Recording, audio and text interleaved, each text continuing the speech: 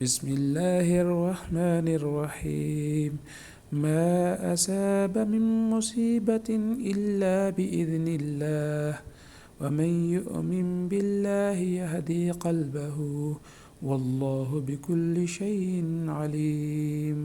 کوئی مصیبت اللہ کے حکم کے بغیر نہیں آتی، اور جو کوئی اللہ پر ایمان لاتا ہے اور وہ اس کے دل کو ہدایت بخشتا ہے، اور اللہ ہر چیز کو خوب جاننے والا ہے۔ یعنی کہ حالات جیسے بھی بنیں، جس طرح کے بھی حالات ہوں، وہ اللہ کی طرف سے آتے ہیں، اور یہ ایمان کا تقاضا ہے کہ جب کسی پر، ایک مسلمان پر حالات آتے ہیں تو اللہ پاک اس کے دل میں ڈال دیتے ہیں کہ یہ حالات رب کی طرف سے آئے ہیں۔